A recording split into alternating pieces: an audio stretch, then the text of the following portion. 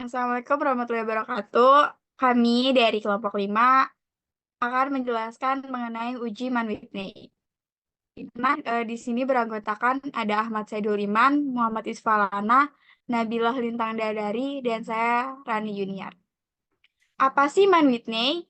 Mann-Whitney U-test merupakan pilihan uji non-parametris apabila uji T-independen tidak dapat dilakukan oleh karena asumsi normalitas tidak terpenuhi. Tetapi, meskipun bentuk non-parametris dari uji independen t-test, uji Mann-Whitney U-test tidak menguji perbedaan mean atau rata.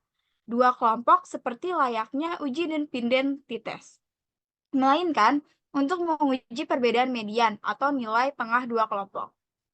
Tetapi, beberapa ahli tetap menyatakan bahwasanya uji Mann-Whitney U-test tidak hanya menguji perbedaan median, melainkan juga menguji mean. Mengapa seperti itu? Karena dalam berbagai kasus, median kedua kelompok bisa saja sama, tetapi nilai p-value hasilnya kecil, yaitu lebih kecil dari 0,05, yang berarti ada perbedaan. Penyebabnya adalah karena mean kedua kelompok tersebut berbeda secara nyata. Maka dapat disimpulkan bahwa uji ini bukan hanya menguji perbedaan mean, melainkan juga menguji perbedaan median, melainkan juga perbedaan mean. Tujuan dari Mann-Whitney ini, uji Mann-Whitney digunakan untuk menguji perbedaan rata-rata dari dua kelompok sampel yang saling bebas, jika salah satu atau kedua kelompok sampel tidak berdistribusi normal. Lalu di sini ada asumsi Mann-Whitney.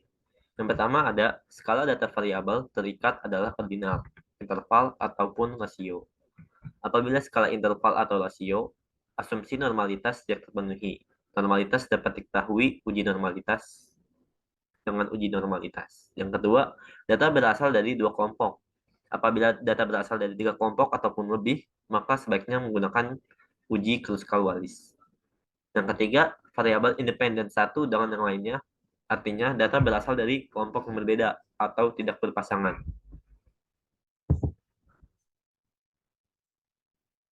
Lanjut. Di sini lalu ada prosedur uji Mann-Whitney. Yang pertama, H0 tidak terdapat perbedaan rata-rata sampel satu dengan yang lainnya. Yang kedua, HA ada perbedaan rata-rata sampel satu dengan yang lainnya. Yang ketiga, uji Mann-Whitney.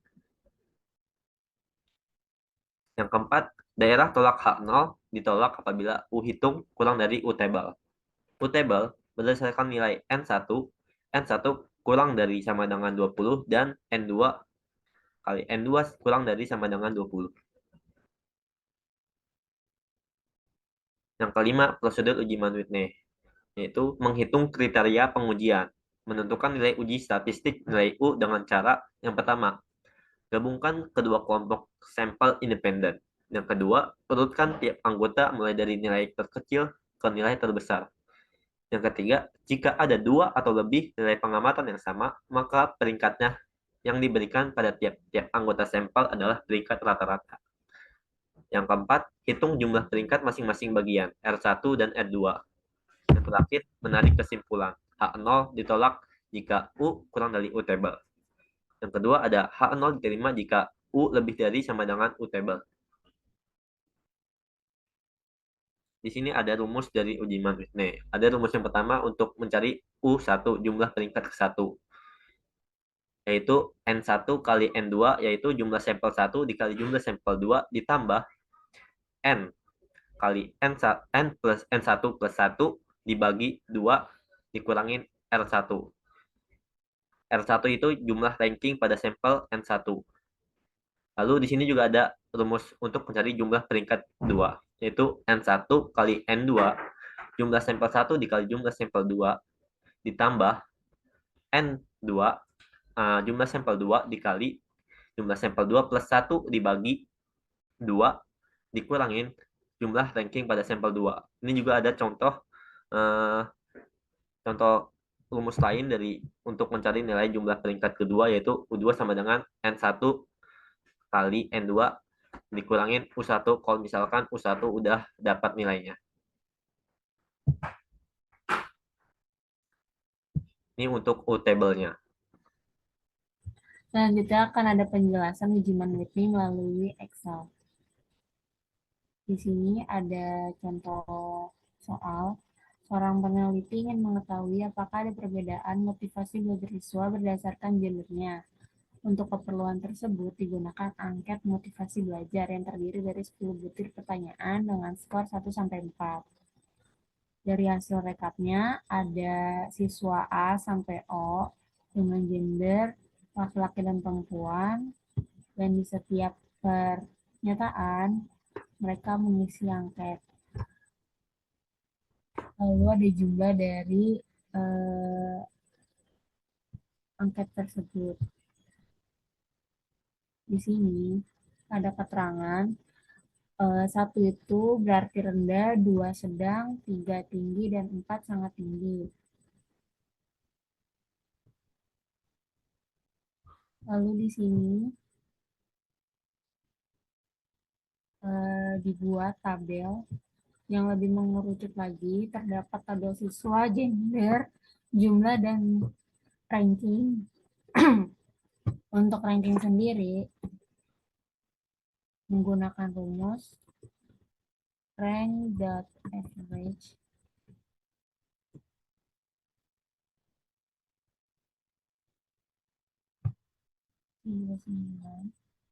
jumlah dari siswa A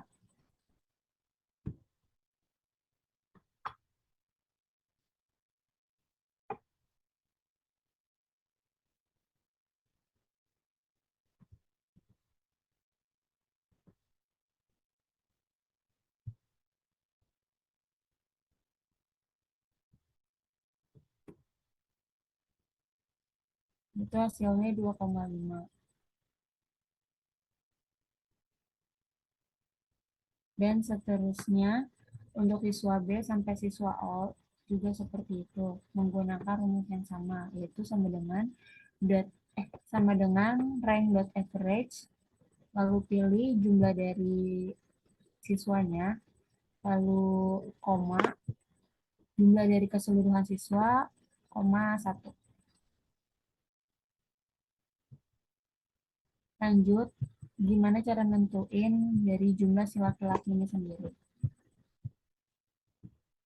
Menggunakan count if,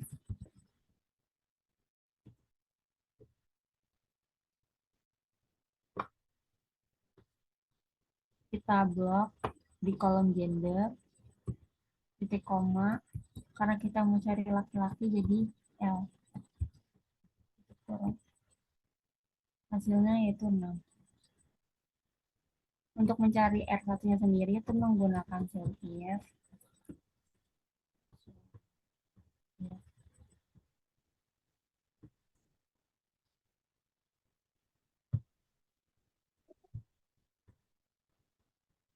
Dari kita blok si kolom gender, lalu titik koma L, karena R1 itu punyanya si laki-laki, titik koma, kita blok si kolom rankingnya.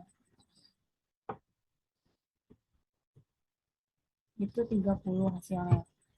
Untuk yang perempuan sama cara mencarinya menggunakan count if untuk N1-nya.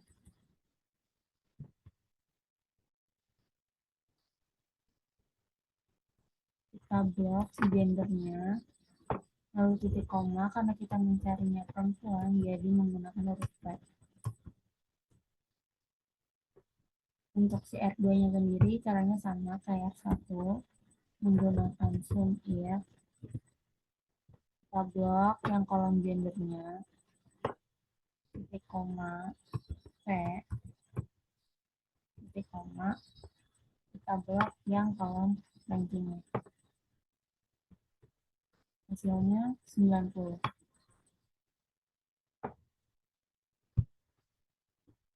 Untuk mencari O1 sendiri itu menggunakan rumus N1, mana ya N1-nya? N1 dikali dengan N2 ditambah dengan N1 dikali dengan tutup kurung N1 plus 1 dibagi 2 dikurang R1. Hasilnya itu 45. Lalu untuk mencari U2-nya sendiri, menggunakan cara cepat yaitu sama dengan N1 dikali dengan N2 dikurang 1. Hasilnya 9. U-min atau U hitung adalah U yang nilainya paling kecil, yaitu sama dengan U2.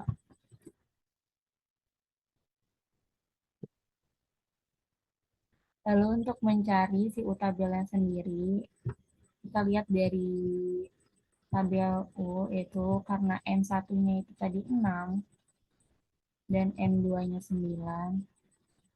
Jadi kita lihat bertemu di angka berapa, yaitu 10. Jadi U tabelnya sendiri itu adalah 10. Jadi terbukti bahwa U hitung itu lebih kecil daripada U tabel, hingga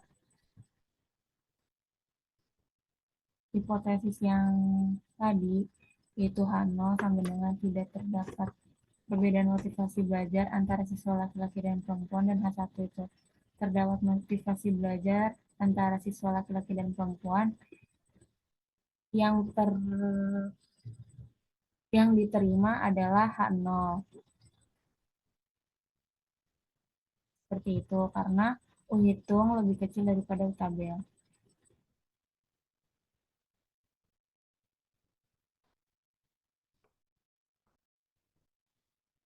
Maka hipotesis yang didapatkan dari soal seorang peneliti yang ingin mengetahui apakah motivasi belajar ini memiliki pengaruh terhadap gender itu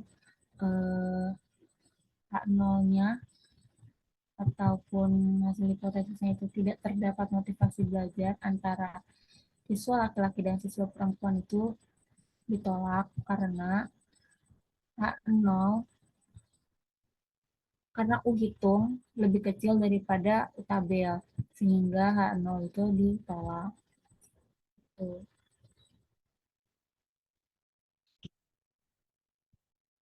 Oke teman-teman, di sini kita bakal menggunakan cara SPSS. Dengan data yang sama yang sudah dijelaskan oleh rekan saya Nabila, maka jika diketahui datanya seperti ini, kalian dapat memasukkan ke variabel view terlebih dahulu. Di sini kita dapat menuliskan gender, type-nya seperti string, weight-nya 8, desimal 0, labels, kosongin, values-nya known, missing known 8, left, measure-nya nominal, karena ini tidak akan kami hitung ya. Lalu role-nya itu input. Yang kedua ada motivasi, kita bisa tuliskan di sini seperti gender, tetapi di sini motivasi kita ubah menjadi numerik karena measure-nya kita scale. Kita ubah menjadi scale. Sebab motivasi ini yang akan menjadi nilai atau yang akan kita hitung bersama dengan gender serta kelompok. Bisa kita lihat di kolom 3 ada kelompok dengan tipe numerik. Di sini ada values yang sudah kita edit. Caranya seperti ini. Jika value yang kalian ingin masukkan yaitu angka 1, maka kalian bisa masukkan labelnya seperti dalam contoh yaitu laki-laki. Lalu klik add. Nah ini kan sudah ada, jadi kita cancel saja. Lalu yang kedua itu labelnya perempuan.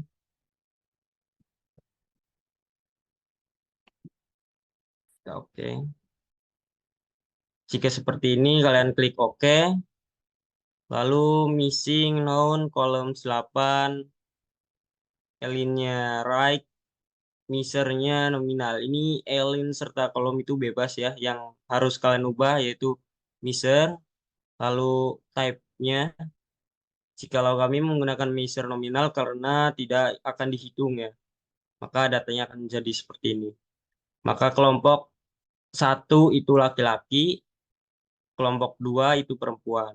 Jika sudah berubah atau masuk seperti ini, kalian bisa klik analyze, masuk ke non-parametric test karena kita lihat di sini eh, syarat uji Mann-Whitney itu uji non-parametrik apabila uji T-independent tidak dapat dilakukan karena asumsi normalitas tidak terpenuhi. Maka dari itu, pilihan yang ada di SPSS ini kita pilih ke non-parametric test karena asumsi normalitasnya tidak terpenuhi, oleh karena itu menggunakan uji Mann-Whitney. Setelah itu masuk ke legacy dialog, masuk ke two independent samples. Kita masukkan motivasi ke dalam tes variabel, kelompok ke dalam grouping variabel. Lalu kita klik option, apakah kita ingin masukkan deskriptif atau kuartil, itu terserah dari kalian. Kalau kita di sini eh, tidak ingin dimasukkan dulu ya deskriptifnya. Jika kalian ingin masukkan, maka dimasukkan seperti ini. Tapi kalau tidak, maka seperti ini saja. Masuk ke define grupnya. Grup satunya apa? Grup satunya yaitu yang tadi sudah kita buat laki-laki serta perempuan. Lalu kita klik continue. Nah, akan seperti ini, tinggal klik continue. Lalu kita pilih di sini ada 4 test type ya. Kita ingin tesnya Mann-Whitney. Jadi kita pilih yang Mann-Whitney. Atau kalian ingin Kolmogorov, nggak apa-apa. Kalian pilih ini. Atau Wolfowitz atau Moses Extreme Reaction. Itu sesuai kebutuhan kalian. Jika sudah, kalian klik OK, maka data yang keluar ada rank, statistik, Mann-Whitney test ya. Di sini kita bisa baca dari motivasi kelompok laki-laki dengan N1. N1 itu maksudnya N dari laki-laki itu 6, main rank-nya 5, jumlah dari rank-nya itu 30. Sesuai dengan yang dijelaskan oleh saudara Bila ya, Nabila, saudari Nabila gitu teman saya tadi, rekan saya yang sudah menjelaskan bahwasanya ranking dari laki-laki itu 30 serta ranking dari perempuan itu 90. Sama ya, sama yang dari Excel juga sama gitu. Mungkin kalau menggunakan SPSS ini akan lebih cepat gitu ya. Totalnya itu 15 N-nya jika di total. Nah, cara untuk mengecek dari uji Mann-Whitney ini gimana? Nah, caranya di sini kita lihat dari nilai signifikan two-tailednya. Jadi ada uji Mann-Whitney, Wilcoxon W, terus nilai Z-nya. Nah, kita lihat nilai signifikan two-tailednya. Kalau di sini kita bisa lihat nilainya 0,028 ya. Maka asumsi yang bisa kita dapatkan yaitu H0 ditolak ya. Karena nilai signifikansi itu lebih kecil dari 0,05 ya. Bisa dilihat di sini nih. Jadi apabila U hitung lebih kecil dari U table, kalau ini tadi menggunakan U table ya, maka H0 itu ditolak. Nah, jikalau kita menggunakan nilai signifikan sama, jika nilai signifikansi lebih kecil daripada 0,05, maka H0 juga ditolak.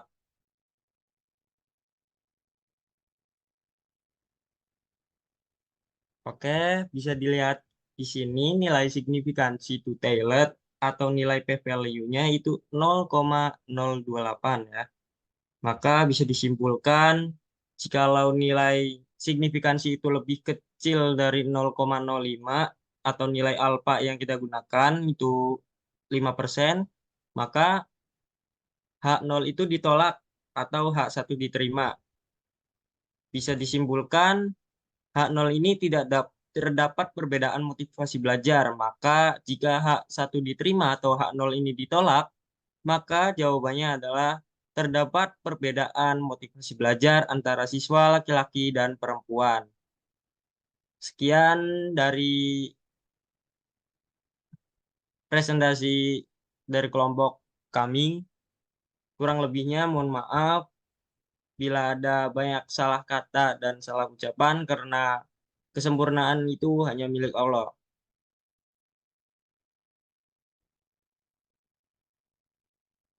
Wassalamualaikum warahmatullahi wabarakatuh. Jangan lupa klik tombol Waalaikumsalam. subscribe ya guys.